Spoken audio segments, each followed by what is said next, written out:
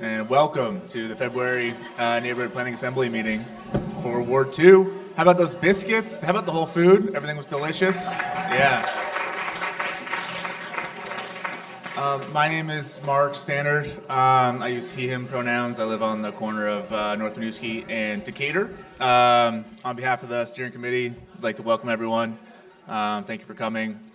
The agenda tonight is pretty straightforward. We're going to have 10 minutes of public forum, followed by an in-depth review of the ballot items on town meeting day next month. And then we're going to hear from Polly Vanderputten and Jean Bergman, who are up for election on that ballot. So let me start. Would someone please provide a motion to approve the agenda for tonight's meeting? Nice, Kason. Bring a second. Oh, and Lauren. Okay, cool. Okay, so on that, is that all set? All right, so does anyone have an item for public forum they'd like to talk about? Anything that it's right? Starting off strong. Hi, everyone. My name's Lauren again. I'm also on the board for the registration of voters. And who here is actually a Ward 2 resident? Raise your hand. Who here knows where you're voting in a few weeks? What is it? IAA, yes, thank you. So a reminder, you are not voting in here on town meeting day. If you are a Ward 2 resident, you are voting in IAA again, now that it is redone. You also should be receiving your ballots in the mail. I believe today was the last day that they are getting sent out.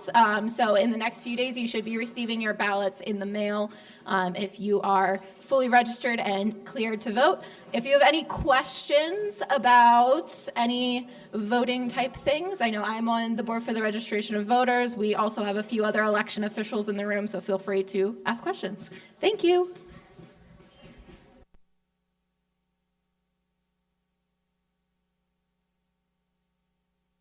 Would anyone else like to say anything? Thank you. Hey, everybody. My name's Hillary, and speaking of town meeting day, I wanted to make an announcement that we're going to hold a bake sale. Yay! At the polls at IAA to benefit the IAA PTO. We're trying to raise $10,000 right now to support arts education in the school. The community and the PTO is a huge part of meeting the arts education mission of Integrated Arts Academy. Shout out to the arts teacher over there, Alyssa Favor.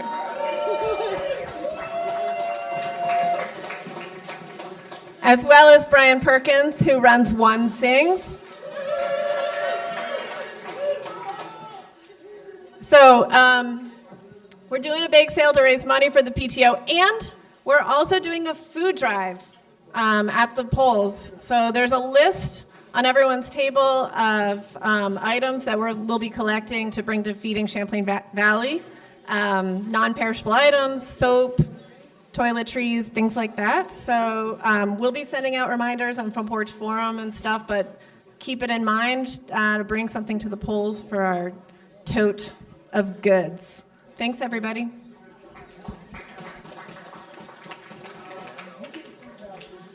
Hi, everyone. My name is Monica Ivancic, and I serve on Burlington School Board. I'm finishing my 4th term on the school board. I actually represent Ward 7 in the New North End. For Ward 2, you have Polly Vanderputten and Jeannie Waltz, who's the Central District person. I want to urge you to vote yes on the school budget. That's question number 1. And I apologize, I don't have any budget sheets here with me today because right now I just wanted to speak to you about question number 4, which is school commissioner compensation. So until now, school commissioners have not been compensated. We represent one of the largest districts in Vermont. There's 3,500 kids. in our schools, K through 12, or pre-K through 12. We're one of the more diverse districts, I believe second to Winooski. And also we have a lot of children who qualify for free and reduced lunch or on IEPs. And we believe, so I chair the DE&I committee together with Jeannie Waltz, and we would like more diverse representation on the school board, and getting some compensation would help afford that. Like you could use it for commuting to the meetings or paying for childcare. I think that's important for our city because we don't want to have just white middle-class people on the school board. Thank you. So I've left little flyers on your table. I have extra ones here with all the pointers as to why you should vote for this.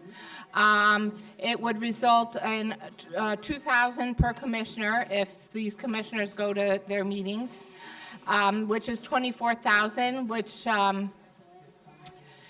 would not increase your taxes because at this moment we already have a budget for the school board and we use it for like certain trainings and occasional dinners, and so those activities would just be diverted elsewhere. So, and then also, you know, the budget that you're voting for, measure number one, question number one, it's over $140 million. So that's a lot of money to entrust this board, this body, and then have us not get compensated. And even like in the city council gets compensated, and so do commissions. I believe when commissioners go to their meetings, they get compensated $50 per meeting. But if you have any questions, I'm here for another half an hour about, so don't hesitate to ask. Or if you want to reach us by email, go to the district website, and each commissioner has their own email listed there. Thank you, and I'm also your friendly greeter here tonight.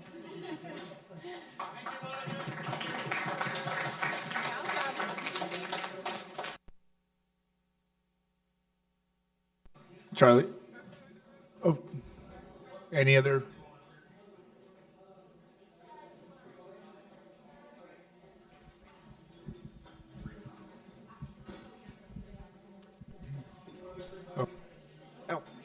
Kevin, go. Yeah. Hello, everybody. My name is Kevin Bloom. I use they, them pronouns, and I'm a candidate for the office of Sheriff of Chittenden County. I'm running on abolishing child eviction in our community through eviction prevention, as well as keeping immigrants in our community safe. I'm also currently looking into bringing back traffic enforcement in Burlington, and I'm here to listen and learn more about the community, and I'll be hanging out if anyone wants to talk to me. Thanks. My name's Kevin Bloom. Good evening. Great to be here with all of you. My name is Nikhil Goyal. I'm a sociology professor at the University of Vermont and former senior policy advisor on education and children for Senator Bernie Sanders. I'm running for Vermont State Senate in Chittenden Central. Working people in this state are being priced out. We have the highest cost of healthcare in the country. We have skyrocketing property taxes. Energy bills are through the roof. Housing costs continue to escalate. We need real leadership and new leadership to make this place more affordable for working people. I'm running on a very bold, progressive agenda, universal primary care and preventative care to make sure that everyone has access to a primary care doctor and so that nobody goes without basic health care. I'm running to keep public dollars in our public schools so that we stop sending millions of dollars out of our public schools to private and religious schools that often discriminate against queer kids and kids with disabilities. I'm running to build affordable housing, to make it easier to build and reduce the time it takes from a project being conceived to getting off the ground, and strengthening tenants' rights. And finally, I'm running to protect every member of our community. I'm the son of Indian immigrants, so what ICE is doing to our people is horrifying to me. I've called for the abolition and the dismantling of ICE, and want to use my power as a legislator and the bully pulpit of a legislator to accompany immigrants to court, to ICE check-ins, to citizenship hearings, and use my body and my privilege as a natural-born U.S. citizen to protect every member of our community. I'm knocking doors, whether it's 4 degrees or 40 degrees, so I hope to see you, and please do reach out if you have any thoughts or questions. So thanks for your time.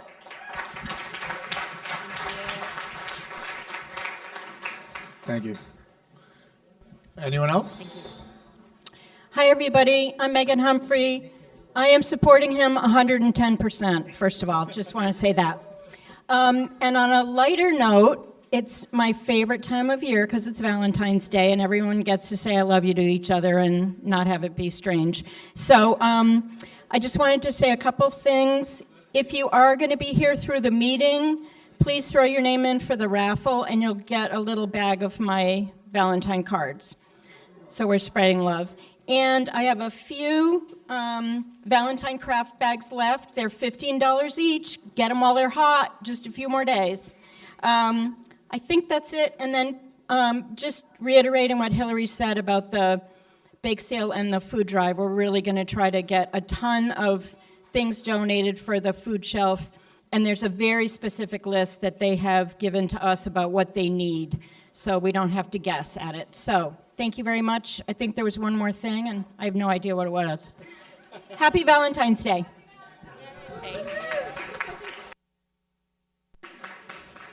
Thank you, Megan. And to that point, we do have a raffle. If anyone would like to sign up, you have to be here at the end to win. There's also a $15 gift card to City Market in there. Oh, one more.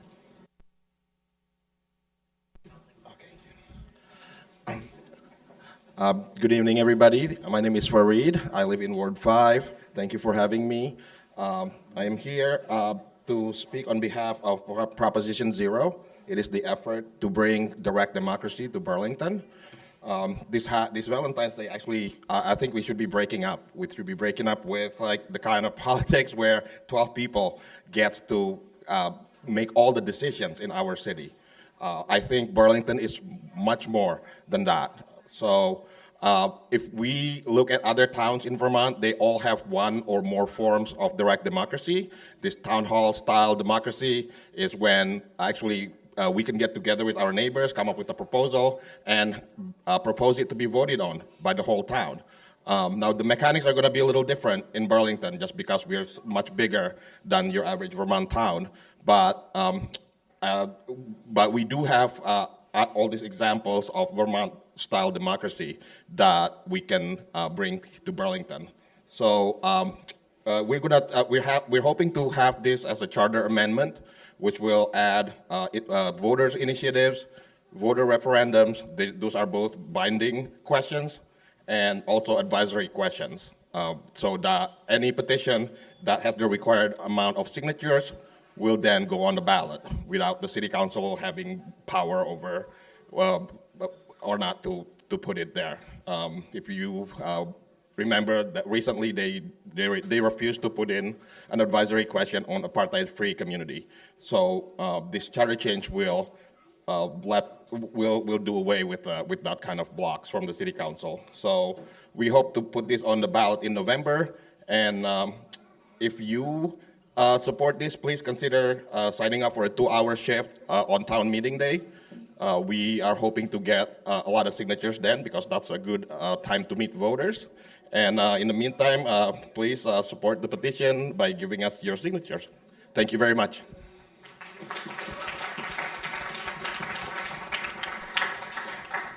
All right, thank you. Well, without further ado, we have Mayor Mulvaney-Stanek here to discuss the ballot initiatives and ask her any questions.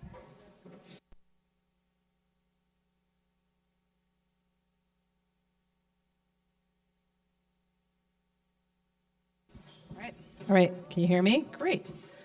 Hi, everyone. Hi, Ward 2. So I'm here tonight to speak to 2 out of the 4 items that will be on your ballots. And if you're like me, ballots just arrived yesterday or maybe today in your mailboxes. So a little PSA on ballots. We do mail all ballots to registered voters every time the city holds an election. We decided that during COVID and kept it. I think it makes good democracy and access for everyone. And if you have not received, hi Milo, if you have not received your ballot probably by, I don't know, the next 5 days or so, please call our office, the clerk's office, because we want to make sure you get your ballot. And remember, you can go and vote and register in person on the day of the election as well in Burlington and the state of Vermont for that matter. We have our ballot boxes out. You can return those at any time, any night, anytime. They're secure, and you can also return the ballots physically on election day as well. So I'm going to speak to items 2 and 3. I have a little bit of a presentation. Oh, Councilor Grant is stealing my outline. I have a little presentation first on question number 2, and then I think Councilor Grant, are you doing number 3 on REIB? I can. Okay, great. I can, and I can just... Katie, I don't know if I saw Katie here, so are you doing the presentation on number 3 on REIB? No, I would absolutely love to have you. And I can just throw in little extra information. It's like improv. Yes, yeah. And okay. Woo. So I will start with number 3, but I do want to mention item 1 and item 4 are related to the school budget. Monica mentioned item 4, which is the school commissioner stipend, which I fully support. Item 1 is our school budget, and I hope you've had a presentation on that, but if not, just know that both on the city website and the school district website is more information on that budget. That is important and ties in with number 2, because for folks, when you look at property tax bills, if you are a homeowner, 2/3 of that bill is related to the school budget. So what I'm about to speak to is the other third, which is the municipal side of the tax bill. So just for context. All right. So with that, I have a little slideshow. Barbara, thank you. Yep, she has it up behind me. I first want to just talk a little bit about the big picture of our budget. And unlike other towns in Vermont, for whatever reason, for many years now, the city of Burlington has traditionally developed its budget very late in the fiscal year. And per charter, the mayor, probably in simpler times, would deliver the budget by the early June or so to council, and council has to pass a balanced budget by June 30th. But we are the biggest city, and we have the most complex budget, arguably, from municipalities, and I still cannot tell you why, 2 years into this job, we have not moved that process much earlier, because we have a lot of complex issues, including an ongoing structural budget gap that became apparent to me day one when I became mayor in April of 2024. So I want to say, the reason I mentioned that timeline is every year since I've been mayor, we are trying to move this budget process earlier so we can be more transparent, not only with council, but with all of you on solutions that we need to come up with to build a more sustainable budget that actually makes it affordable for the folks who live here. Because it is incredibly difficult to balance budgets in general, but when you have big budget gaps like this, it makes it even harder. So with that, for next year, which is fiscal year 27, we are estimating approximately a $10 to $12 million structural budget gap. Again, this is on our general fund, which is totals to be about $107 million. So that is 10%. This is a chronic structural issue and is not one that will be solved in 1 year, 3 years, or hopefully by 5, but still there's a large issue, which I'll go into in a minute about why. Our budget for the general fund is largely personnel because we obviously have a lot of people doing the services and programs for the city. And our current projection for that is about $78 million of that $107 million, which is in line with what our expectations are and the cost of insurance, workers' comp, those kinds of things. Next slide. To break down personnel a little bit more, because these are the assumptions that we have right now, a little deeper, we have 4 unions that we have that represent city staff across our city. The 3 that represent general fund departments include our police and fire unions. So BFFA stands for the Burlington Firefighters Association. Those represent our firefighters. We settled contracts with them as well as our police officers, which is BPOA. Last year for a 3-year contract. So for next year's year of the contract, we agreed to add 2 new firefighter positions in bargaining, and that is to make sure we have safe staffing levels for our first responders there. And of course, with both police and fire, cost of living is a major driver. And to remain competitive in the region, which is critical for first responders, whereas we continue to try to rebuild the Burlington Police Department and recruit the kinds of officers we want to be as part of our comprehensive community safety system, these are comparable COLAs related to other police and fire union contracts in the area. We're about to begin bargaining with AFSCME right now for next year, which would be for the first year of their upcoming contract. AFSCME stands for, it's municipal and city workers. I used to know it off the top of my head. They represent the bulk of our city employees. So this is a sizable contract, which we will bargain fairly, but we're anticipating that will obviously have an impact on our upcoming year budget as well. And non-union folks are usually paid at the same rate that we do for AFSCME to create some level of equity and parity. Next slide. And I'm not going to read every single line if you haven't picked up already. So these slides are available on the NPA webpage for Ward 2 as well as the mayor's page. So these are the other driving costs. I was just having a conversation about health insurance in the back of the room. What I'm here to tell you is that we simply have to blow up the entire system. These are unsustainable double rate increases. Thanks. I mean, it's a sad clap because we should have done this like a decade plus ago, but it is crushing. And we are an employer, and we want to give people good health insurance. They deserve that as our public employees, but it is unsustainable. And I wish I could tell you I had a magic wand as mayor to solve that, but it is a major driver. And we have been a self-insured employer for many years. Probably in the 90s, that economically was really advantageous. It's now no other better option is out there. No more affordable option is out there. And so we are sort of stuck in this same cycle that everyone else is. So that's just my little PSA about blowing up health insurance. And I support universal primary care and us getting into a more sane system around how we do insurance, period. Next slide on operating costs. So in our operating costs, we assumed a 3% increase just based on inflation for everything else as we build this budget. And another piece, you might recall when I came by last town meeting to talk about the bonds, we have a lot of vehicles that we are responsible for maintaining and purchasing so we can do everything we need to do as a city. So last year when we had the general obligation bond, that was funding to buy the big trucks, the big things. Think fire trucks, think snow plows, think dump trucks, those types of things. They are very expensive. A fire truck is over $1 million right now. And so we should also get Bernie on that because I think there's a fleasing going on that's not okay, but that's another a project for another day. These pieces of our fleet are the smaller vehicles, and we have deferred buying the fleet that we need and the upgrades on the fleet that we need for many years. There's a theme here around kicking the can down the road. And so what this represents is us putting in the operating budget a few very necessary vehicles we need because we have, again, not kept up with the amount of new vehicles that we need, and it's now an urgent need, especially with police and fire. I did a ride-along recently with a police officer, and the poor guy's equipment kept failing, which is literally his way to interface with headquarters and to know what the next assignment was. So we need to do better, and we need to make sure our city staff, frontline workers have what they need. Let's go to the next slide and talk about the structural budget gap and why does the mayor keep talking about this thing. There's three big reasons why Burlington has this continued issue with our budget. And I really want to break it down for folks because you deserve to know how we got ourselves into this and what are the driving factors. The graph to my left here, to your right, shows the growth of our grand list, which is where we get the bulk of our revenue. Those are properties, the properties that are allowed to be taxed. We have an issue in our structure as a city because about 60% of the parcels in the city can't even be taxed. And that's because the city owns the parcel, or a nonprofit owns the parcel, or UVM owns the parcel. And there's some methods for us to get fees from some of those entities because they don't pay direct property taxes, but it's nowhere near what we would have yielded if they were actually owned by a fully taxable entity. But the problem with our grand list, which is what is called our property taxes, is that it's only averaged about 1% growth year over year for many years.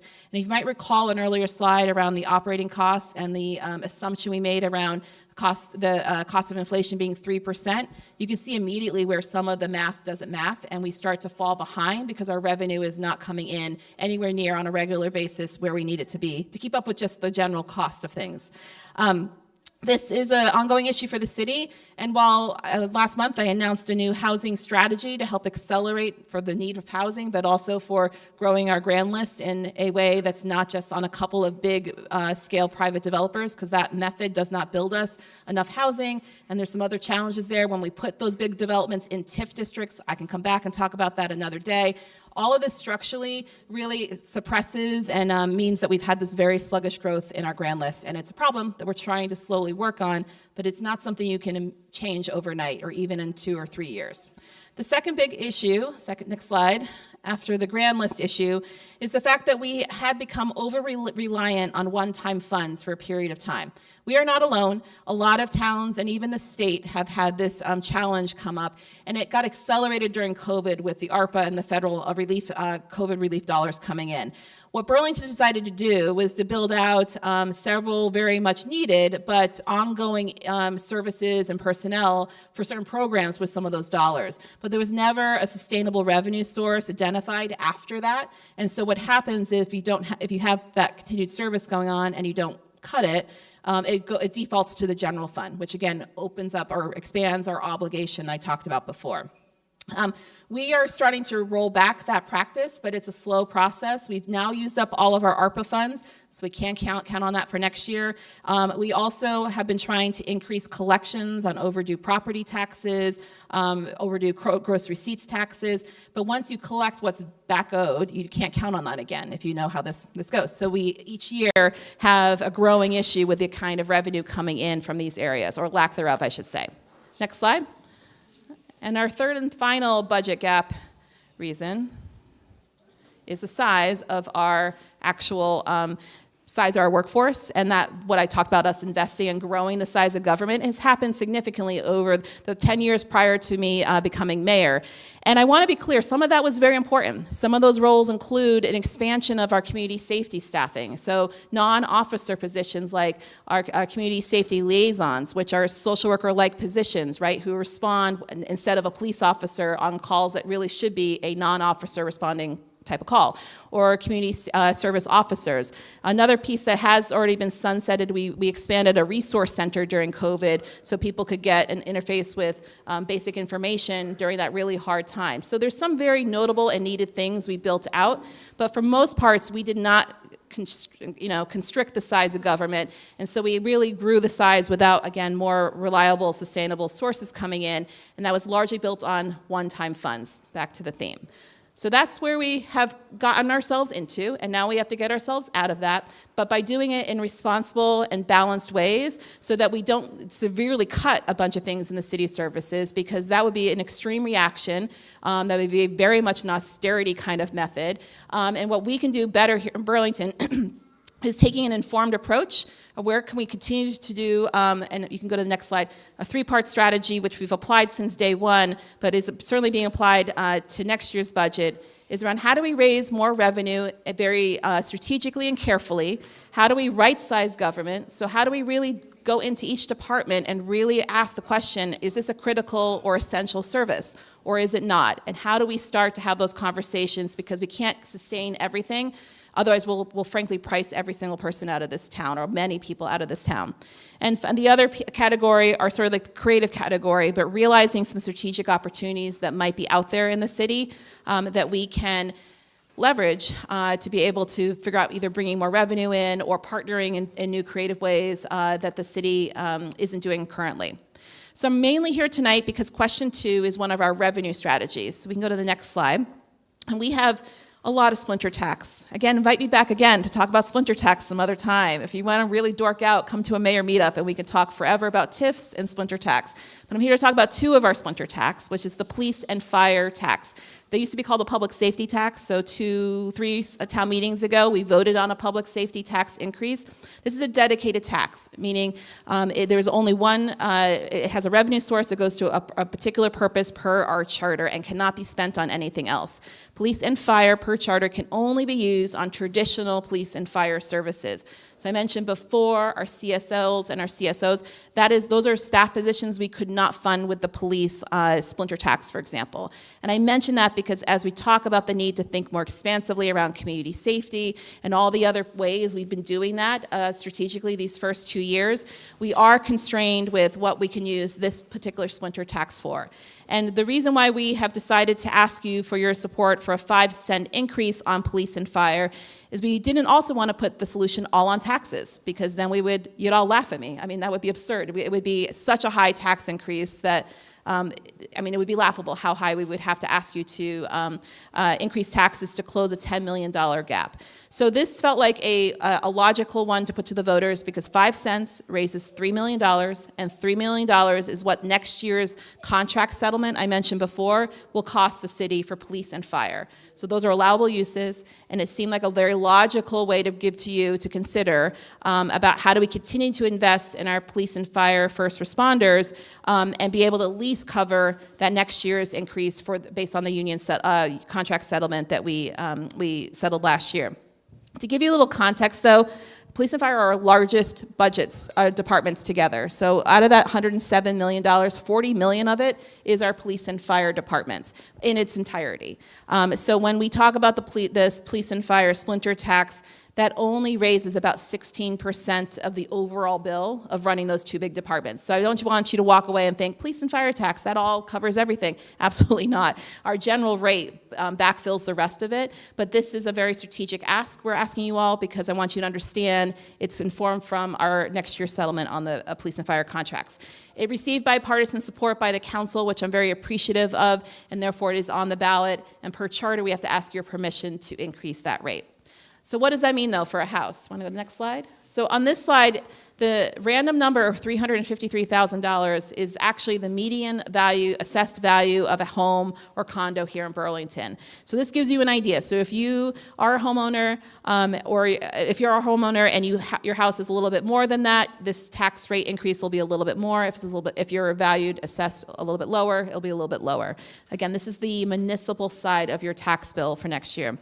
So if this passes, the municipal tax for the 5-cent increase plus 2 other splinters, our retirement and our debt service, which I'm not going to go into great detail, but those automatically go up based on the charter. We don't vote on those because it's done by a formula based on how many retirees we have, and that's our obligation to fund their retirements. And same thing on those the bonds we do.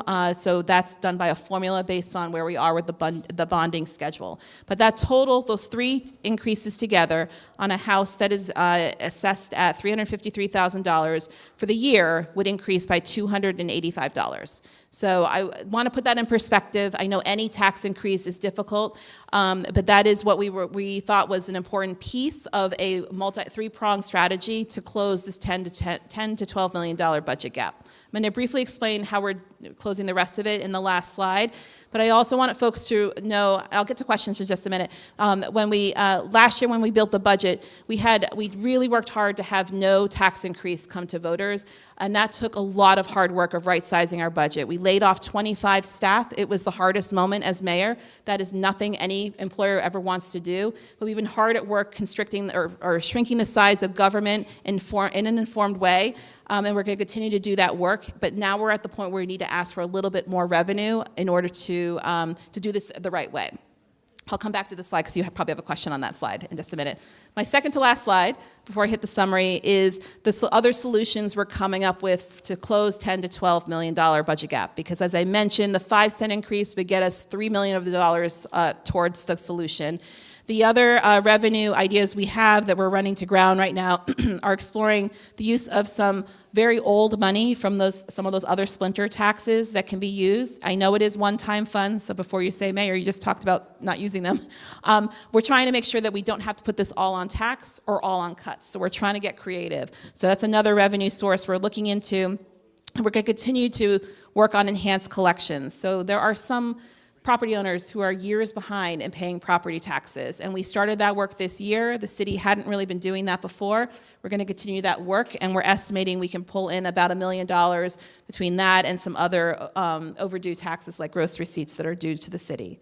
The other big area is right sizing, and I mentioned we did some deep work last year. We're continuing that deep work this year, and I've asked every single department to look at their budgets and to present a 5 to 10% reduction to me, so we can, again, reduce the overhead and really look at what are essential and core services, and then bring proposals forward that tighten our belts here across those departments, and we are estimating about $3 million in those savings that would be ongoing savings, because again, we're going to shrink the size by looking strategically at what we cannot keep sustaining, either because someone else offers that same service, or we simply have to be, frankly, brave enough to say we have to wind down this element. This is all stuff we're talking with counselors about confidentially, because it's not all done yet, but we'll be bringing to the public in April in terms of what those proposals are, so you'll have a chance to engage before June. And then finally, and this is we're also doing some personnel related ideas, including voluntary furlough programs, also perhaps freezing openings for a little bit longer before we would rehire. We're really trying to use RIFs, reduction in force, as a very last resort this round, but I cannot promise that isn't part of the solution. You cannot get to $3 million without doing some really deep digging in our departments to understand what's really core and essential. This is an evolving document, so when you see in the last line here, sale of city property, we've been vetting 3 parcels that are very random that the city owns amongst many parcels, and while they might at some point be advantageous for us to look at selling because they could have better use as housing, for example, a couple of them are parking lots right now that are not doing a whole lot for the city, but right now those particular parcels are probably not going to be able to be moved and engaged with, even if we engage with city council as fast as we need it to help us with next year's budget. But we're trying to get creative. That line is still in there because we're trying to get creative around other strategic opportunities to do a real diverse set of solutions to close this budget. And so, quick summary, and then I'll take questions. I'll leave this slide up here. We continue to have a structural budget gap. We're asking voters for a 5-cent increase that would help us get $3 million on the way there, and that requires voter approval. And a reminder about the rest of the budget processes is that we will continue to do updates through Board of Finance throughout the next several months until we deliver, or I deliver, a full budget when we're done to the City Council, who then deliberates in May and June. Thanks for listening. What questions do you have? Purple sweatshirt first. Hi. Hi, I'm Jessie, and I'm just missing, like, how does the 5 cents turn into $3 million? So 5 cents is what's on it's basically on the dollar of assessed property value on a taxable property in the city. So our taxable properties are either commercial or they're homes, and so mathematically the percentage is based on how much more is it from last year's tax bill. Okay, so it's like 5 cents per dollar of your property? On the dollar, yep, Okay. and then your assessment changes based on that. Okay, thank you. Yep, thanks for the question. Hello. Hey, I got 2 questions. One, I would love to hear your thoughts on how we grow the grand list some. And then the other question is, I know the retirement portion of the budget is also a pretty big chunk. Is that still a pension-based system, or are we doing a 401k system? And are there thoughts of reshaping that? Yeah. Yep, I'll take those in reverse. So the retirement splinter tax is one of the top 3 are basically our general rate, which is what we can spend anything on. And then I forget they compete for second and third, our debt service and our retirement. So it's a significant part of our tax bill. And so the city has and always had a defined benefit program, which is pensions traditionally, and that 401k would be a defined contribution option. A million years ago, before I was even on city council, I served on Burlington's task force to look at retirement when I was a baby, I feel like. And I didn't even have retirement myself at that point. And we did a deep dive. I mentioned that because the report's still useful. I read it a couple months ago to look at what would be advantageous for both the city economically, but also be fair to our employees, knowing what we know when 401ks and the stock market and other things happen. And I think 2008 is a really important thing to not forget about around when people invest basically their entire livelihoods into a defined contribution, and it's just to the wills of the capitalist system in Wall Street. bad things can happen at times. And so we want to make sure we're doing right by our city employees. It's also a bargained item with our unions in terms of what kind of retirement people have. And I know we have a lot of work we've got to do because much like the state, we have an underfunded retirement system. And that is a liability and something we have to also get to work on top of the structural budget gap issue. There's a lot to do. However, when I was served in the legislature, the state faced the same issue. And so that will require some really deep analysis and understanding around where the city's obligations have fallen, where we have fallen in terms of our obligations of adequately funding what we've had to do each year, because it's our obligation to do that. And we have fallen behind over a few years, and it compounds the issue of an underfunded system. To the grand list, there's a couple different ways to work on the grand list issue and revenue in general. We need to do more on housing, as I alluded to before. In January, I talked about our 3-part housing strategy we've launched, which includes making sure we do more as the leader in public-private partnerships, meaning that we actually find new partners to come into the city and don't rely on just the folks who've always sort of been here to accelerate and to build new types of housing that not only help us build the grand list, but think about climate, think about what kind of affordable housing we need, what kind of design of housing we need. Right now, what we see going up tends to be high-level disparity housing like City Place, no offense City Place, but like I don't know how you could pay for the very expensive units, and then the affordable housing units that will be in that second building. There's wide disparity about what those rents are, but that's what our system builds right now. So we're going to try to find partners who can bring in new thinking, and I'm excited about the Ride Your Bike development in the South End because they took the 20% minimum affordable housing unit rule and went to 30%. And they have already filed their permits, and they're going to move forward with this development. And they have found creative financing that also doesn't over-rely on the city's limited funds with our Housing Trust Fund to do it all. So those are the kinds of creative partners we need to be thinking about. That's one piece. A second piece is we've got to look at our Housing Trust Fund and the inclusionary zoning tools. Those have been the two tools that have we've generally used to build affordable housing, and they have not yielded a lot of affordable housing in a good 20 years. So we're going to look to other cities who've also have those two structures and see how we can accelerate that more. One quick example on the Housing Trust Fund, which you probably didn't know, is we don't have to just pool it all in a big pot and give it to one developer to build one new building every 3 years, which has kind of been our pattern. We can actually grant that out to individuals who are building affordable housing. So for example, if we actually accelerate neighborhood code and you build a ADU in your backyard or a duplex or something like that, we as a city can help finance that through the Housing Trust Fund with lots of approvals and systems and whatnot. I can go on, but part of this is how do we democratize this? How do we make sure it's not just a couple of developers building a building or two every couple of years, but we get everybody in on it who wants to be able to add to our housing and also therefore add to our grand list over time. And that's a big lift, and it's not going to happen overnight next year, but that's a big piece around with the grand list growth. Hi. Hi, Emma. Hi, Milo. You know me probably, and you probably know that my question is going to be about housing. So I really, really loved your talk in January that you gave about housing. I thought it was really good. I thought the strategy was really, really good. And I've also just been really, really optimistic about all the housing that is currently being built in Burlington. I think it's the most I've ever seen ever since I've lived here, just currently under construction. And I know that there's a lot planned in the South End and all that, which is really, really good. Postal apartments, I think, are opening this month, which is 38 new CHT buildings, which is great. So lots of good stuff happening. My question is, during your talk in January, you mentioned the very, very problematic property at 184 Church Street and how that was taken. Well, there was a settlement with the Handies to take the property and give it to Queen City Development Group, who have then gutted the building and are reopening it, which is great.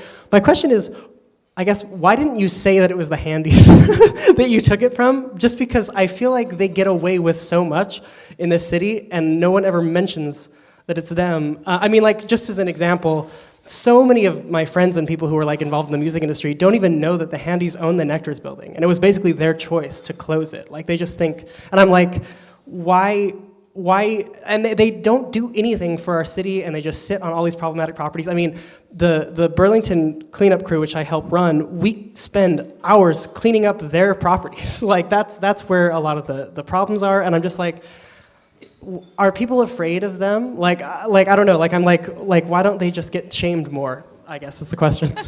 Okay, I don't know what talk I was talking at, so I don't know why I didn't mention handies. I talk about handies in a lot of spaces. So one thing about that property, which is a good example, and what I've asked our department head who runs permitting inspections department to convene, and he started it 3 months ago now, is a distressed and vacant building sort of cross-department task force, for lack of a better word, a group across multiple departments, so that we can be looking at multiple buildings that are either completely vacant and falling down, or are distressed, meaning they're like in partial use, but they're falling apart, and or are in and around really important areas of our city, largely like the downtown. And some of these buildings are certainly owned by the known people, like Handy's, et cetera, but there's a lot of other property owners that you wouldn't even know who are also sitting on properties that are highly underutilized. In this town, there has been a generational wealth shift from people who originally built or owned these buildings to the next generation. And with that wealth, the pressure has come off of the next generation for needing rents in those buildings. So that is also why sort of a lot of buildings have been sitting since COVID, when people stopped working in the way that they used to and aren't working downtown in office buildings anymore. There's not that incentive of needing to get money, because they can either pay the vacant building fee that we charge, like the fine basically, or they can sit on these properties. So this was a problem, and we were not, because every once in a while we would get a win, and Handy's runs things through the court system all the way up to the Supreme Court. So it is the slowest slog ever, and it takes a ton of resources from the city. So partly why I don't want to just fixate on Handy's is because they have a strategy that's been working for them, and it sucks all of our limited resources to just get tied up in court. So we started this about 3 months ago to get more creative and have a different matrix to start tackling other kinds of properties to get things accelerated and moving. So Boves, for example, who I also like to talk about, and he called on a radio show once. It was an interesting, you should listen to that one. It was The Morning Drive, one of my favorites. Anyway, and so they got on our radar for this blighted building effort that we're doing, and now they filed. We'll see. I'm not holding my breath. They have filed again to actually put a housing development there. More to come, but they hadn't moved on that for 10 years or something with that building, and now they've let it fall completely apart. Where that X you see sprayed on that building means our fire department can't even safely go into that building if something happened. So we're trying to stop those practices and try different strategies that don't get sucked into the Handy's vortex, because that is not worth our limited resources, and we're trying to be more strategic. Happy to talk about other properties, but I'm really excited about this because it's not just DPI, that one department working all of us anymore. Now we have our fire marshal, we have CEDO, we have our attorneys, we have all of our different parts of city government at the table, and every week they meet and they run through the same list, and they rank like, where's the next status. It's kind of like a version of our situation table community, which I can talk about another time, where we do high-risk people and we relentlessly work to support them with wraparound services to bring the risk level down. It's that version on buildings that are problematic and need accountability. If I could add to that, I have a meeting with the Boves brothers Tuesday morning, and we're going to talk about what they're interested in doing, and the preliminary information I've gotten is very encouraging, but I'll have more information. I think for me, what I hope to see and receive confirmation of is that, quite frankly, they're thinking about their legacy, right? That building was a very legendary restaurant for a very long time. It was a prominent landmark. And when we look at all the things that are going on in Burlington, it has nothing to do with the housing crisis, has nothing to do with our drug crisis. This was sheer neglect. This was sheer neglect. And I think that when we talk about vacant and distressed properties, that everyone needs to be remembered that it helps us if you are our eyes. I literally have brought things to Bill Ward because people have reported, well, they started doing construction and they stopped doing the construction, and now people seem to be squatting there. Now there seem to be problems there. Well, then I say, thank you, let me see what I can find out. And that's how we find out that buildings have essentially been abandoned. And so when you see a building that construction stopped, or you see people squatting, or we see problematic behavior, or we see large amounts of garbage and other refuse, like furniture and things. Like, I repeatedly reached out to Bill Ward about the fact that the old Bose building had become a dumping ground for furniture. That's one of the reasons why they built a fence around it, because people just started dumping stuff there. So it's really important for the public to offer feedback in order to have the city be able to do a proper accounting of these vacant and distressed buildings. So I wanted to mention that. And the other thing I wanted to mention was, I know you all don't like public safety committee meetings, but I tell you, they are super informing. They really, really are. And we had one on January 26th. And it's where the police department and the fire department presented reporting that reflected what went on in the city in the last year. So as we think about this ballot item number 2, which is the 5-cent increase for police and fire, this is an extremely informative meeting. We have a problem where community safety has been a political football in our community. We have a problem where people are not always honest about data. The best place to hear about data is directly from the leadership in these departments. We also had BC Commander Marsha McCrombie, who's actually the first female commander in the fire department, and she oversees EMS, and she really did some deep diving in what that team has seen in the last year. And it's extremely interesting. And I appreciate Chief Burke. It's kind of an inside joke because I love heat maps. I love to see where the action is, and we had some hexagon maps, and I'm like, it's a great way to present the data and what's happening, where the increases in incidents are, the increases in patrols. You're hearing directly from them. You're getting an idea of where this money's going and what they're doing with it and what our personnel is seeing. So once again, that was the Public Safety Committee meeting that was on January 26th. If you don't have 2 hours to watch it, the presentations are attached to the meeting. So you can just go through the presentations to see the data. And a quick shout out for February 26th, the state's attorney, Sarah George, will be joining us as well, and we'll be talking about some more data. Thank you, Councilor Grant. I am mindful of time and want to get to our item number 3 on the ballot, which is the RIB charter change. So is everyone okay if we We have one more question here. Patrick? Sorry. I think that's you. No. So there's a Supreme Court case, Kelo v. New London, Connecticut, which allowed New London, Connecticut to take private property for tax reasons. And it piggybacks on our removal of our, I can't remember what ethnic group it was, downtown for our mall. But that is now being revisited in several other cities for blighted property reasons, citing this Supreme Court case. I know you're not the attorney, but I'd like to play one on it TV. is a It's heavy okay. way to play with players that don't want to Yep. operate like Gasoline Valley or somebody like that. Yep. So we'll definitely, I'm pushing our attorney team to get creative.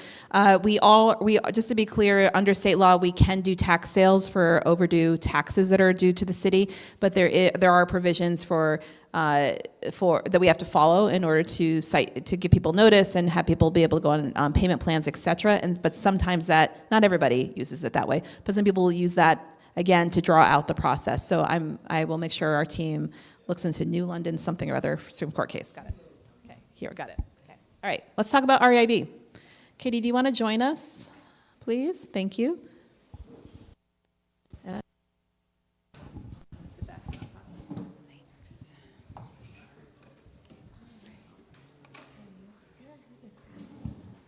Hi, everybody. Thanks for making it out tonight. My name's Katie Green. I'm with the Racial Equity Office. I wanted to talk to y'all tonight about the charter change coming up on the March 3rd ballot. And this evening, I want to walk you through what the proposed charter change is, what you're being asked to decide, and what our office does, and why this is important for Burlington. So I think actually we can go to, are we on slide 2, Barbara? Yeah, okay, great, thanks. So on March 3rd, Burlington voters will decide whether to add the Office of Racial Equity, Inclusion, and Belonging to the city charter. And the city charter defines which parts of city government are permanent, and this change would make the office a permanent, ongoing part of city government. And placing the REIB in the charter helps ensure that this work would continue consistently over time, regardless of changes in leadership. And this question on the ballot is about whether this existing office should be formally included in the city's foundational governing document. And to understand what this question is really about, it's going to be helpful just for us to take a step back and talk about the work of our office and what diversity, equity, inclusion means in a city government context.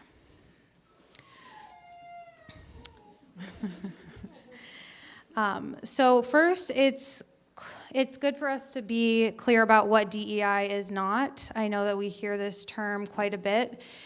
So diversity, equity, inclusion is not, it's not about personal beliefs, political ideology, or telling people what to think. Those terms do not require agreement on values, and they are not about assigning blame or giving unfair advantage to one group over another. DEI is also not about lowering standards, creating quotas, or prioritizing identity over qualifications or performance. They don't replace existing laws, rules, or merit-based decision-making, and it does not mean treating people differently for the sake of difference alone. Instead, in city government, diversity, equity, and inclusion are practical tools for understanding how well our systems work. So they help the city look at how services, policies, and workplaces are designed, who they reach, and whether they function effectively for people who rely on them. The focus is on systems and outcomes, not individual beliefs or behaviors. Burlington, as many of you know, is made up of people with many different languages, abilities, ages, incomes, family structures, identity, lived experiences. And that diversity exists both in our community and within our city workforce. And recognizing this diversity helps the city understand that people interact with services and workplaces in different ways. And that a one-size-fits-all approach does not always lead to fair or effective results. And so equity builds on that understanding and recognizes that people do not all start from the same place, and that fair access sometimes requires different approaches. Rather than assuming the same solution works for everybody, equity asks what people actually need in order to participate or succeed. And in city government, this means things like designing systems that reflect how people live and work, things such as language access, accessibility, age, caregiving responsibilities, work schedules, and other ways that make things different or more difficult for people to engage with city services and employment. And inclusion focuses on how those systems are experienced. It asks whether people feel welcome, able to participate, and supported once they're there. This shows up in clear communication, accessible meetings, hosting events in locations that are familiar and comfortable for constituents, and meaningful opportunities for people to engage with city government and public decision-making. So the graphic on this slide helps bring these ideas together by showing how, wrong thing, sorry. We can go to, the next slide if you don't mind. Yeah, so when we're talking about what the REIB does and why that matters, so the Office of Racial Equity, Inclusion, and Belonging works across all city government offices and departments, plans and to help departments plan and deliver services with a focus on making sure those services are effective, fair, accessible, and informed by the needs of people who rely on them. And a core part of that is providing training and guidance for staff, boards, and commissions, so there is a shared expectation and understanding of the approaches so that things are consistent, fair, and designed to reach all constituents. And the REIB helps align our city resources with community identified needs. This includes things like directing city dollars directly back into community organizations. This looks like supporting our diverse communities that are both diverse based on ethnicity, age, disability, and other lived experiences. Some of this work looks like working with the Burlington School District, where we work to support various youth in our community, our language access program, working with the Aging Council. And together this work helps our city services function well for more people. And when services are more accessible and informed by community needs, barriers are reduced and resources are used more effectively. Go to the next slide, please. And to be clear, especially since we're talking about budgeting issues for FY27, the REIB office already exists, and at its peak, the office only took up 1% of the general fund budget, whereas right now, it's actually 7% of the city's general fund budget. And so it's important to note that this office's work is already happening, and the resources that will be allocated to this office go through the same process and is having the same challenges that all the other city departments are having. And will go through the same budgeting process that all the other departments and offices will be going through. And so establishing this work as a permanent part of city government will support coordination and clarity, especially during this tight budget year. Thank you. Just to make sure that people heard, it's 0.7%. We are already seeing people in the community who are dismissing the need for this work, who feel that it should be wiped off the budget completely. I think everyone in this room is aware of what's happening nationally, the rhetoric nationally. It's here in Vermont. And I've said it several times, and I'll say it again, the controversy around Senator Douglas and his participation and his family's participation in the National Republican chat scandal, that's in our State House. That's in our State House. And this was an individual who was recommended to run by the governor. The governor knows. So this work is even more crucial. And I hope that you talk to your friends, relatives, whoever you know, not only in our district. I'd like to think that this will be very strong here, but it could be stronger because we don't vote in the numbers that we should, and that's always been a problem for our district. There's a number of reasons for that, but it is something to think about. I'm feeling pretty jaded today. It was a rough afternoon. There were some emails that really pissed me off today. But we just have people in our community who do not have a citywide view. Their neighborhoods don't look like our neighborhood. There is an appreciation that I think that we have, and I think that's a really real thing. I think the work that this department is doing, we're considering a resolution about ICE in terms of where the city stands and what the city would like the state and federal government to do and what our values are. And the first draft that came through didn't mention black or brown people at all. How about you would have sent the first draft to the RIB team? In addition to also asking input from the rest of us, but that's a whole nother discussion for another day. But that's a very simple thing. Why not send it to that team to say, hey, this is pretty glaring that when we look at the history of ICE, what they were originally created to do and what they've been doing, that's really important. I want to thank the team for the work that they've been doing. I want to thank the team for always putting forth just a really positive and beautiful attitude in the face of times that have been tumultuous and unsteady, and where the city's commitment to this work, the city was questioning it. The fact that it's been these years and it was never in the charter, that showed a lack of commitment. So I really hope that people will support this. I stand strongly behind it, and I hope that you'll join us in supporting.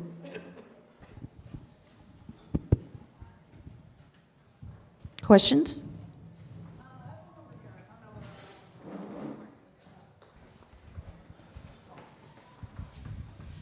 Grace, Ward 2. I'm just wondering, so yeah, you said that they didn't run it by the team that already exists, us hoping that this passes and it becomes a permanent team. Does it have teeth? Like, it would be nice if it was almost some sort of, like, you know, strict scrutiny type of thing where if something has to do with that type of subject matter, it has to be run by that team. You know, like, otherwise, yeah, I worry that certain people would just ignore it. I think there continues to be education that needs to be done citywide.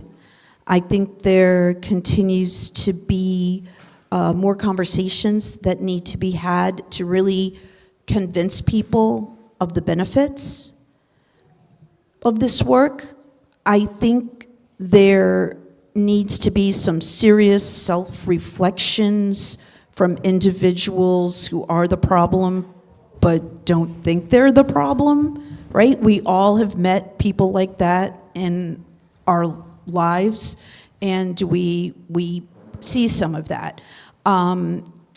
So I think that having a new director, also having a human resources director in place now is going to bring the stability that we need for these two new directors to work together and with other department heads, as well as what we do in the community. Is Fareed still here? Oh, he just left. Fareed has been very gracious about sharing his story. As many of you know, Fareed helps to run the People's Kitchen, and they do a lot of excellent work in our community when it comes to feeding people and also doing food distro. And he talked about the food distro that they do Fridays in South Meadow. And he was describing the people that they serve being a mixture of new Americans as well as Vermonters who've been here for 7 generations. And one of the things he thanked the department for helping was during the time where we were getting these ARPA funds, there were, remind me of the name of the grants. The empowerment grants, thank you. So there were these group of empowerment grants where we had people apply for them, and People's Kitchen applied for one of the grants, which they then used for like a bicycle cart in order to be able to use it for transportation to help them do the various at South Meadow and also the various other areas where they serve food to people. So that was an example of an empowerment grant being processed, being given, and the good work that resulted from it within the community that was serving a wide variety of people. People concentrate on the R too much. They forget that we have, when I think about especially marginalized people, it's people who are working class, who could be white, who are kept out of systems. It could be our members of our community that are queer and trans, and they need assistance because they're dealing with discrimination of some type. It could be homeless youth, foster kids who age out. When we talk about inclusion and belonging, this is a big spectrum. And given the language coming from our federal government, seeping in to our state and seeping in locally, there's real devaluation of us, if that makes sense, I think. Yeah, it's still kind of, I'm still kind of worried about the whole, I support this group, but right now, our NPA read the email, like pretty much one guy got to decide whether the apartheid-free ended up on the ballot, even though we all voted for it, we all know the rules. And this group that I'm hoping it's gonna pass. I don't wanna assume anything, but it doesn't sound like, I worry that it's not going to be utilized like it should be. I would agree. There's a lot of do as I say, not as I do. I feel good amongst you now, but I came in here in a really bad headspace because of, bless this woman. You all have no idea what she has to endure. The attacks are frequent. The average person doesn't sit through entire meetings. I'm calling it with a couple of individuals. I call it mean girl politics because that's where we're at. It's mean girl politics, and a couple of mean guys too. But you're right. What we've seen is two extreme examples of the people of Burlington being denied their democratic rights. One on the apartheid-free pledge item, and the other on being allowed to vote on the tax fairness idea. It was a non-binding vote, but it was meant to foster conversations in the community to see what people thought about it, and people could have voted no. Might have voted yes, but they could have voted no. But now there's no vote at all, right? So why not let people vote? It's like you had all this time to do something else, but you didn't. But now you're not going to let people vote on what is being worked on under this administration. Yeah. That was very kind. Thank you, by the way. She's one of my favorites on the council. Kindness goes a long way. That's another lesson in Burlington. To the RIB piece in particular, I just want to name, we are chartering this, and that means that no matter who the mayor is and who the council are, this is required work that the city must do, much like CEDO, much like DPW, et cetera. That is the most protected this work can possibly be, because it's like our city constitution, essentially. The other thing I'll say that, at least in my administration, RIB has a place in my cabinet. I have 14 department heads. I have about 6 who form my cabinet, which is a group of my most senior leaders. RIB has a permanent seat in that position. So it really is a good question of who you elect for mayor, who you elect for council. How do you utilize this particular department to inform your policy making? Because I, as the mayor, can direct what the administration does and the consultation we do from this branch of government, but council should be held to the same expectations, and that those are conversations to have with councilors when they develop their policy solutions, which is mostly through resolution is their mean, I guess, or their mode is a better word, but not all of them do that. And I think process is really important to not rush things, because then it becomes very performative. Resolutions become shiny objects. Here, look at this, and then nothing happens. I don't like resolutions because they're shiny objects. Any other questions? Well, thank you so much for listening.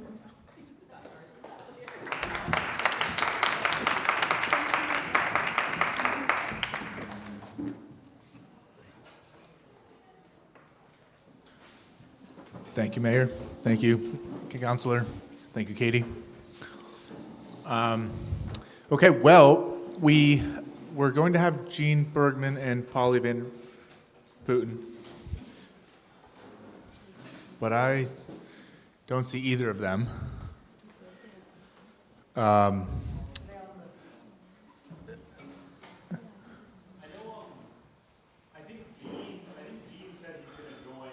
Okay, so he's probably waiting until 8.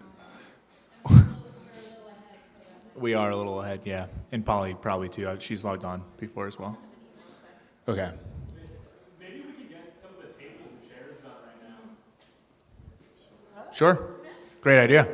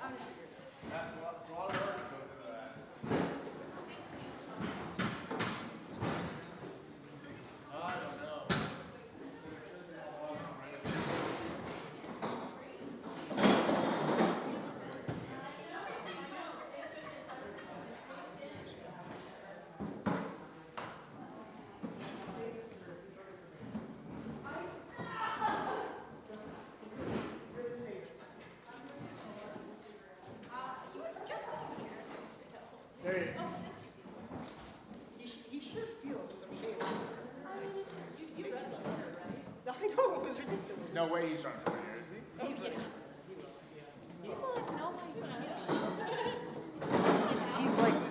I mean, it was a well-written letter. We're talking about Ben, right?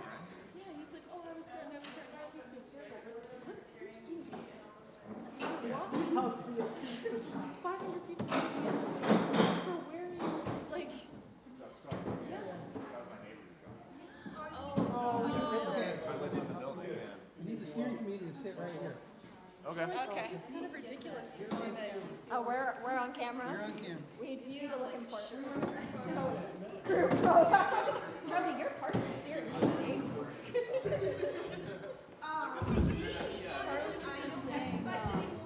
It could be interesting to run like a strategy session on how to, like, and invite people on how to get people to stay or participate online. Especially, like I was telling him, like, it's really sad to see people our age like stay for dinner and be so excited Oh, it's and brutal. bring their friends and be like, oh, look at how cute the NPA is, and then they like leave. They don't even listen to anything. They put their coats on. Yeah. It's really not that bad. And you never know how much you love DPW until you stay. You'll never know. But I can't promise. I feel like whatever people do, I feel like people stay long because they want to be like, when is the speed bump? Yeah, I know. Right, yeah, People loved. I know. I feel like DPW was like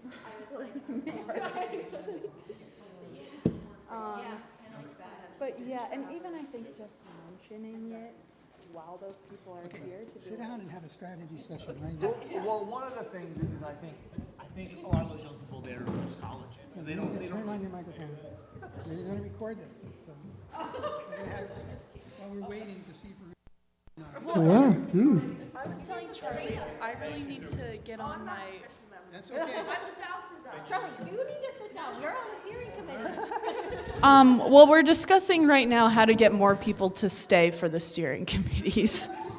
Kind of shocking to see so many people get up and leave when the mayor sat down. You mean like after the dinner? Correct. Yes. Yeah. And like even, I think there's two parts of the conversation. There's the stay for the first 30, 45 minutes, and then stay till the end. How do you get people to stay till the end? I think part of it is that it's too long. Too long. Okay. That if it was, maybe if it was an hour and a half, that might be better than 2 hours. And especially if people have kids, they're coming and eating and then not staying.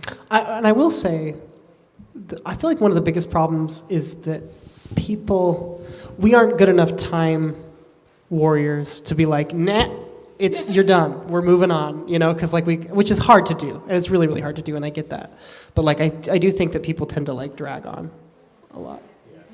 Yeah. In public forum or just? Public forum, but also just like if like somebody during Q&A, really, people will drag on.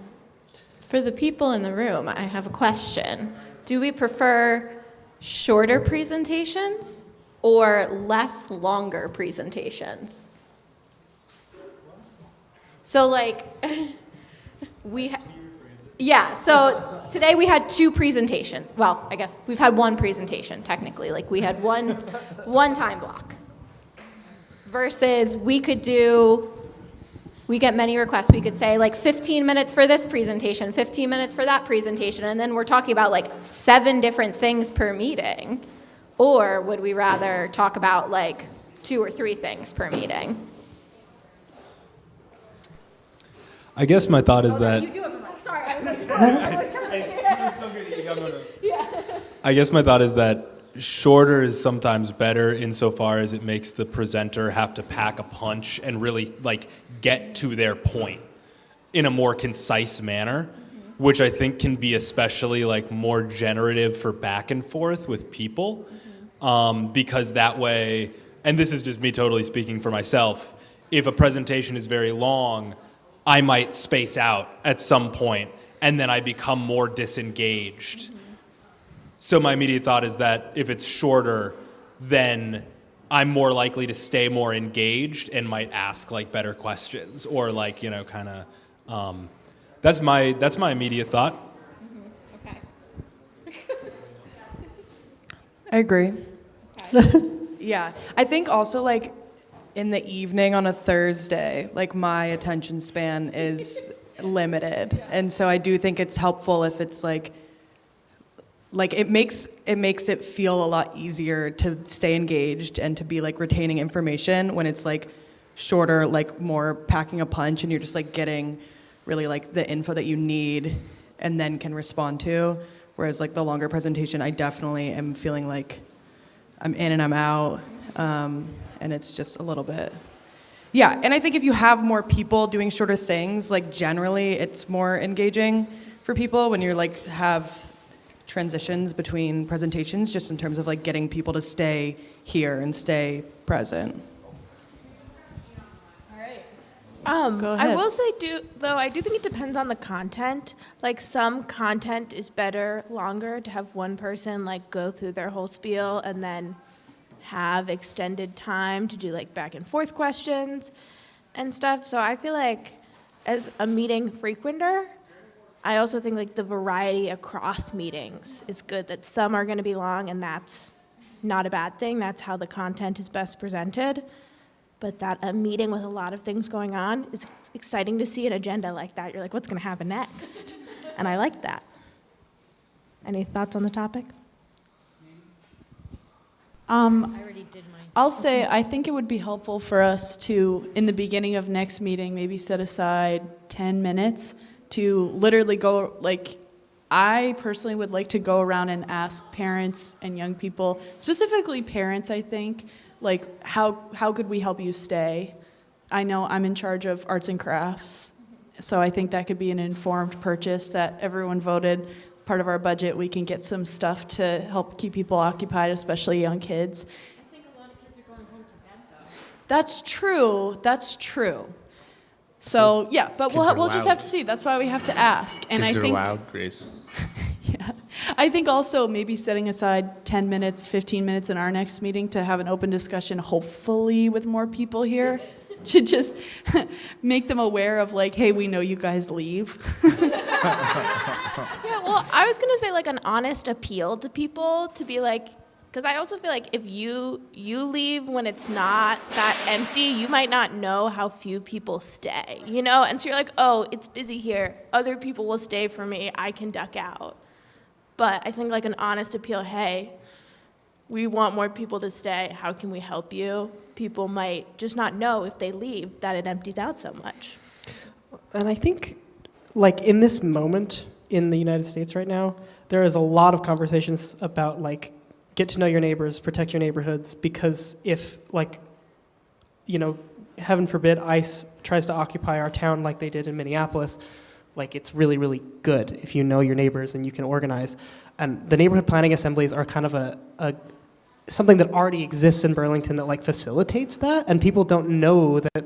And obviously, like, the way that they're currently ran and the way that we're running them, it's kind of like a forum for us to talk to, like, city government, which is great, but it doesn't necessarily have to be that. And we could be like, this is your neighborhood planning assembly, this is our ward, like, how do you want to get to know your neighbors better, and how can we facilitate that through the neighborhood planning assembly so that you feel safer, because that's part of what we're trying to do. I think we could use that to appeal to people, to be like, I know that there's conversations happening about, you know, like, fortifying neighborhoods, strengthening neighborhood bonds. Like, this is a forum where you can do that, you know. Hi, Gene. Welcome.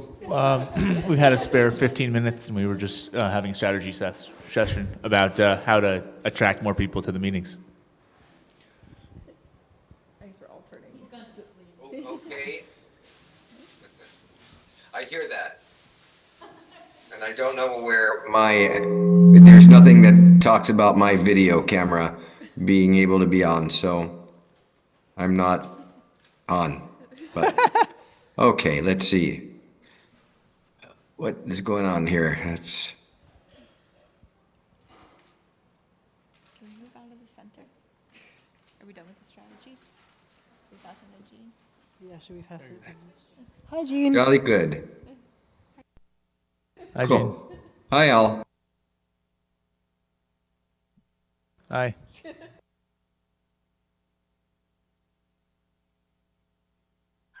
I'm here for you all. And since you were talking just now about how to make this for the people who are coming in so that they don't zone out, I'll be quiet until you ask me something.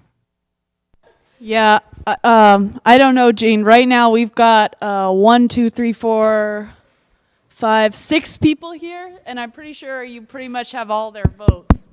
So if you have any ideas on how to help us, if you have, what the hell?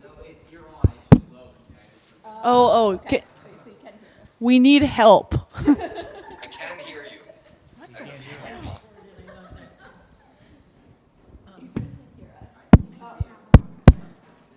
We're being told you should be able to hear us. Oh, okay.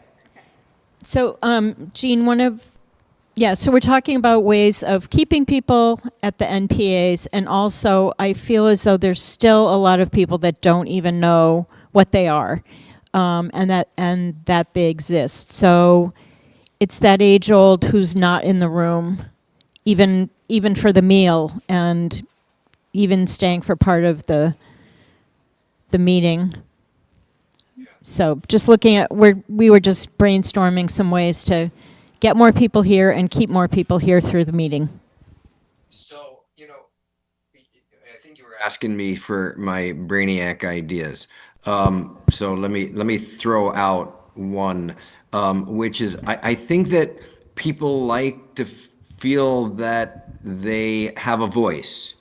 And so receiving information is a fairly passive activity. So perhaps there is a way to be getting votes on things so that people have to weigh in on them. Now, you've got a whole bunch of particularly city departments who come and make presentations.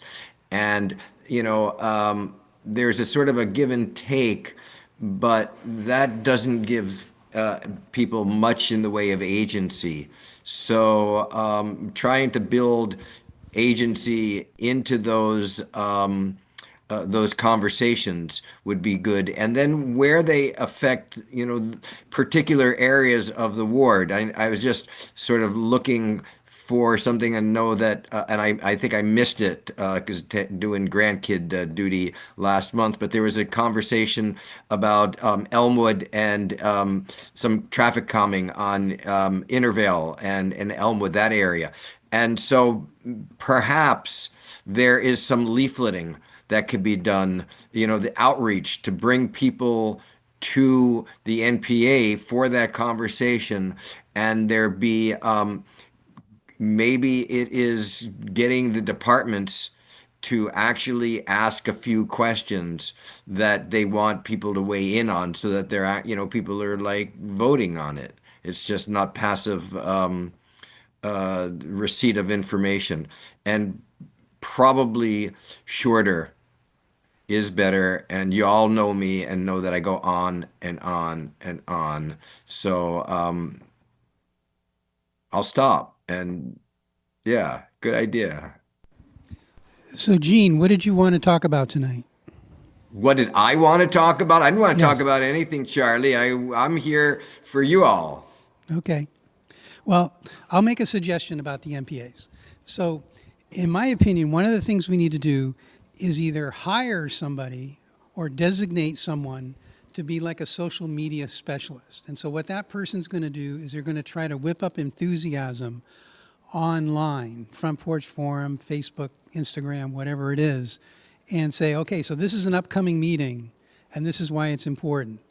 Okay, we just had a meeting, and this is what was discussed, and here's a link to it, and here's the minute within the link that you can see this discussion, and basically try to just make people aware of the fact that they have an opportunity to participate in their community and have something to say, and this is a good vehicle to do that, which doesn't exist anywhere else on planet Earth. So this is a good opportunity to do that. The reason I say that is because that's kind of how we did it like 10, 20 years ago.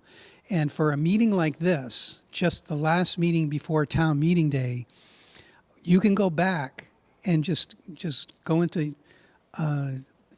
cctv.org and put like the second Thursday in any year between like 2010 and 2020, and this room would have like 150 people at the dinner and like 150 people at the NPA meeting. And like Jess Hyman, I remember I took a great shot of all these women who were talking about chickens in the backyards. And I had this perfect shot where all their heads, they had like a profile of like bang, bang, bang, bang, bang. And so the room was always full. Gene Bergman, I'm sure, remembers those meetings where the room was just packed with people who were interested. Now, this was kind of before the rise of the evil social media thing, okay? It was still new at the time, or newer. But that's what I think. I think we need to designate someone to basically enthusiastically promote the NPAs and basically just tell people, this is your NPA. If you want something to say, if you got something that you need information on, this is where you can do it. And so you don't have to come to the dinner. You don't have to come to the NPA. You can do the whole thing online, which is kind of a new thing for a lot of the older people who are coming to these meetings. But that's my thing, to designate somebody, even if we have to hire somebody. So just hire somebody to basically promote the Ward 2 NPA or all the NPAs and get that person to really push it and let people know.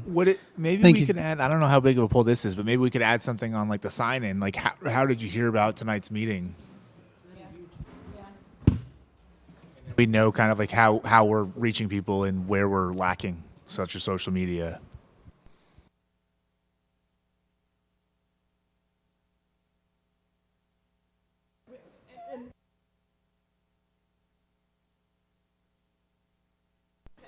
Yeah.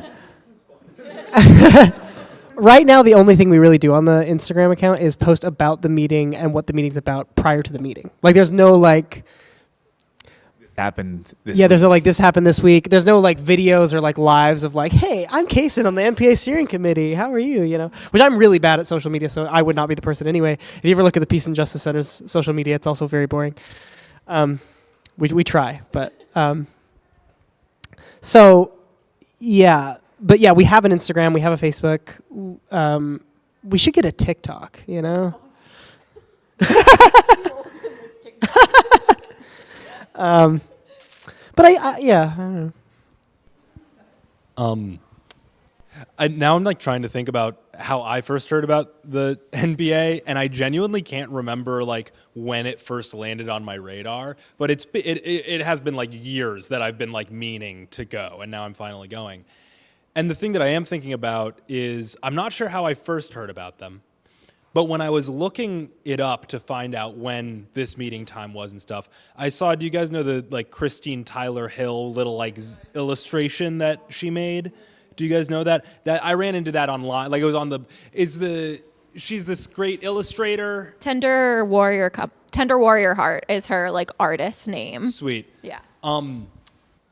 And I'm not sure exactly how it was made or like on whose initiative or what, but there's this awesome, it's basically a zine online that's like, what is your NPA? And I think it even has like a map of like, this is where your NPA meets depending on where you live and like all this great stuff. I'm literally thinking, let's go, I think we should do digital and we should do social media, but let's make it a two-pronged effort and let's go analog, baby. Let's print a bunch of zines and leave them in coffee shops and leave them in...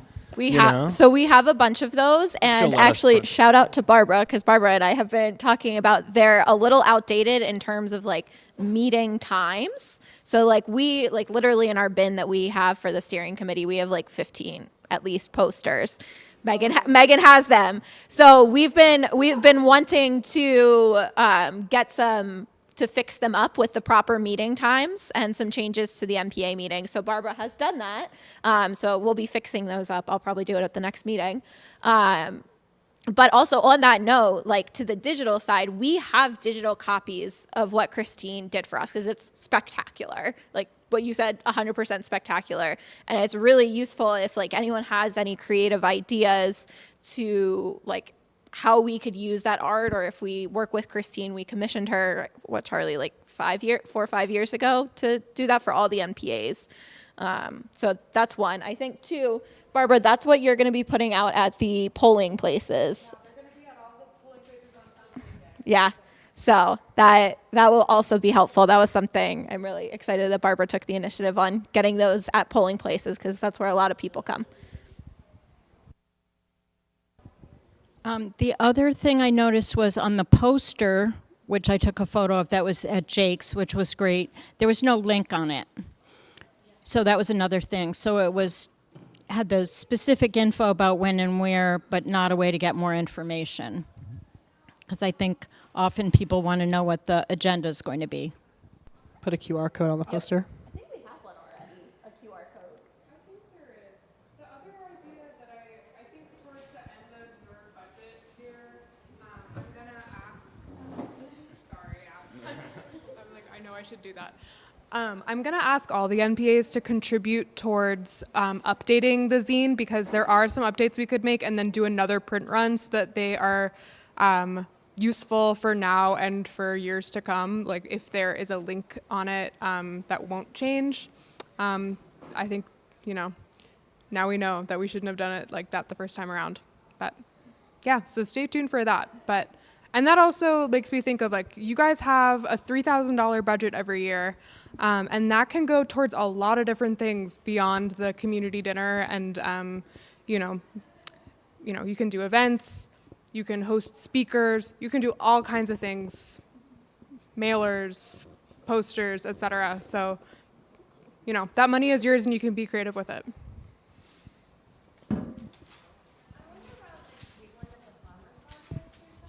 We do table at the Ramble, which is in our ward. Did we do a table at the Old North End Farmers Market too? We I don't know if we did, but we could. Yeah. But yeah, we have tabled at the Ramble. Tabling at the Old North End Farmers Market would be cool. Another thing, to Jean's point, maybe we could come up with topics. I know sometimes we have a backlog and sometimes we don't of next meeting's topics. Maybe we could present some of those to people at the meeting to see kind of what they would be interested in for next month. Yeah. Yeah, I think I don't know how, maybe some will never get voted. I don't know what we do about those, but we just force it down there. Force it in front of them, so to speak. Well, we also could just ask people, like, what would you want to happen at the NPA meeting? Because maybe some people just want, because we don't have to. It doesn't always have to be a forum where we're talking to the city government. Like that's kind of what it is, but it doesn't have to be that. It could be anything, really. We did the questionnaire. We had that questionnaire, November, whenever that was. I don't think that was. I don't know what came of that, or where those sheets went, or. I think we only got one. And the person who submitted it is sitting directly in front of us. No, you had a good, I took a picture. But I mean, we could always bring that back and also have it as like a discussion point, because I think people are hesitant. Like, what have y'all written something down, but now you're all talking and offering great solutions. So I think maybe setting aside some time in our next meeting to just have another roundtable like this could be good too. Hello. Hi. Yeah, there, Lauren. Hi. So, there is tremendous attendance and activity at the dinner. And it's a wonderful place for people to just be with each other, perhaps there is a point in time where folks get to, and I think it has to be in a way facilitated, but in a very decentralized way, for people to be asked, like, how are things going? What's important? Maybe there is a topic that's going to be on the agenda that, you just you can poll people at a certain point. I mean, this is, I think, about trying to maximize people's connections with each other, with the community, with the issues that we're all facing, sort of like life. And so that's a place that we might think about doing. It's funny because I'm very hesitant to sort of do that in the meeting, in the dinner part. I don't like to sort of interrupt people's dinners, and I sit there and I talk to the people next to me, and that's really fun, just like everybody else does. But when I was collecting signatures, I mean, the last I went to tables. And so, I mean, and it worked, and people actually were really happy about that. So I mean, that is the point in time every single month where we get the most people, where people are really just happy to be in community. And it may be an opportunity to seize in some fashion, in a light-handed fashion, not in a heavy-handed fashion, but just something that begins to develop a culture which is different. Anyway, that's my new brainiac idea. Another thing that I haven't seen at this NPA that I feel like we could do is we have like a lot of really neato local businesses in Ward 2, actually, like Wise Fools here, Jake's Market's here, Old Spokes Homes here, Faux Hung's here. Like, there's a lot of stuff, and we've never like invited them to like come and talk to us about like what are y'all up to this month, you know, or like what are you doing? And I think people might be interested in that, or like what if we could convince them to like free samples of Wise Fool would get everyone here, it'd get me here, you know. Yeah, only if you stay.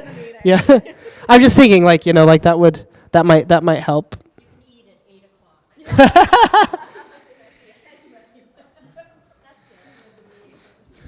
How about this for an idea? It just occurred to me. So we have all the people at the dinner. We're just about to start the NPA meeting. So we start the NPA meeting and we do this. So it becomes a tradition.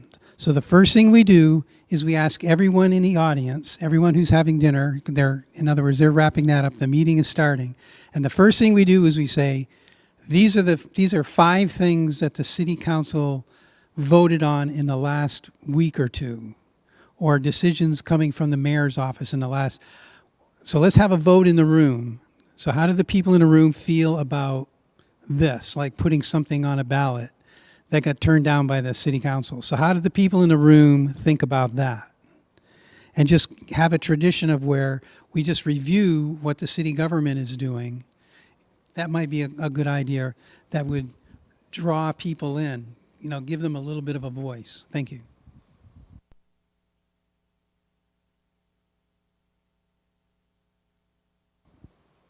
Like table topics, like you would do at a dinner party, like ask the people at your table this question, like a set of questions that's meant to be like ask the people you're sitting with that are printed. Hey, thanks. That could rotate, yeah, be timely, or like just little printed ones.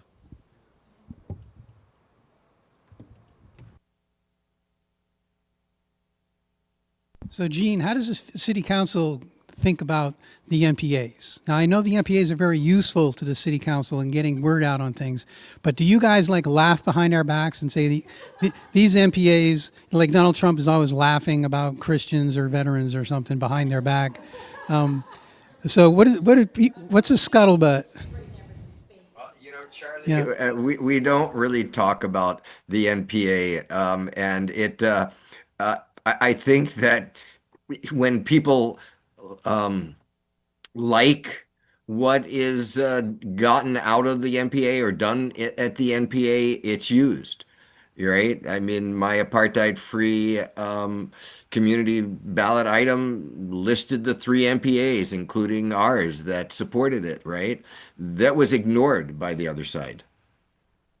So, you know, I think that when there is a controversial issue, say around a development, and there's a presentation about the development, and then there is interest in it, and there's opposition, or maybe it's changes to the zoning code, like with the neighborhood code, then you start to get some focus on what was done at the NPA.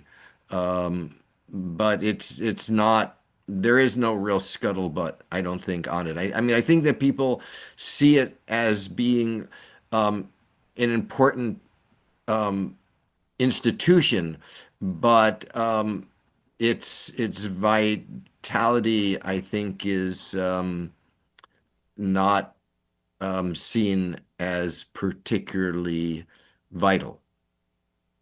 It's my gut.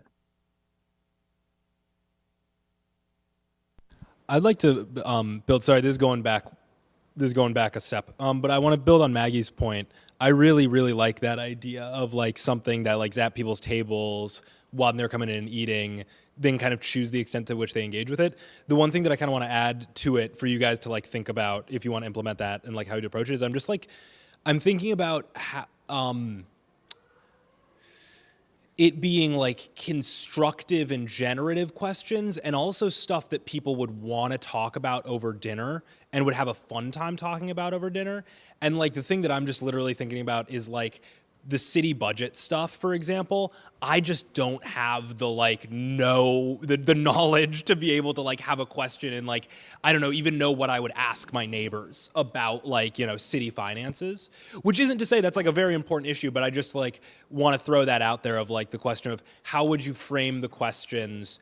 And then like two, you know, the stuff that's important to talk about can be tough and sad, you know, which I think that means it should still be talked about, but maybe keeping in mind a balance of questions, right? Or something like that. Thinking about how the questions would affect the tone of the table.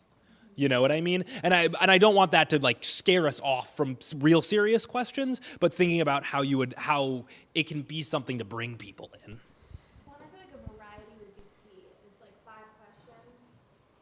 And your table might choose to talk about the lightest one because that's like the vibe of the people you're sitting with, or you might really have someone who's passionate and informed and can share stuff about a more serious topic. But if there was some, like I think there's some ideal number that helps with that problem, whether it's 3 or 5 or a certain number allows the right amount of choice without it being like a 20 questions, like get through the list situation. All of this sort of sounds like Wild Card that's on National Public Radio, and the woman that asks all these questions. And I've been in the process of putting together ponder questions, but that could fit in. So you could do some serious ones about what's going on with the city, or what topics might you want to hear about at one of the NPAs, but then you could also do something sort of like tonight about what's so great about this neighborhood. What's your favorite place in the Old North End, or something like that, just something that would tie into our neighborhood, or what's your favorite park, or something like that. That might be kind of fun. And then it would add some light, but also have some serious, and not have it be so many questions. But you could get some good feedback from that. I really like the phrase generative questions that you used. I think that is fun. Like, I don't know. At the Peace and Justice Center where I work, we play this game sometimes called Solar Punk Futures.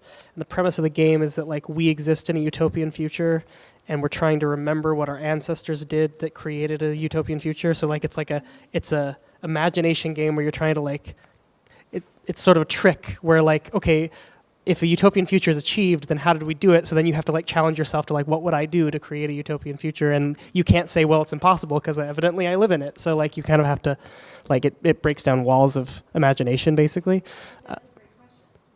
Yeah. And I was thinking like you could just ask somebody like, what would you, well, I mean, we could play a version of that game. I'm just trying to think of, but like, you know, like what would a utopian Burlington look like in 70 years? You know, like that's a really fun question that somebody could answer, and like what could the NPA do to help make it happen? Just a small thing, you know.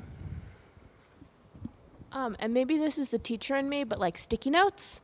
That if there were sticky notes, people could write answers and then stick them to a board as like an information collecting system. And you don't have, like if your table didn't really get to that question, you wouldn't have to do anything. But if someone had a good answer, and they could put on a sticky note. All right, y'all, it's 8:30. This is really good. I have a lot of notes. Yeah. So I think we'll continue this discussion next time, but thank you. Now it's raffle time. Yeah, did y'all put your name in? No, it's not too late. I know, I never take notes.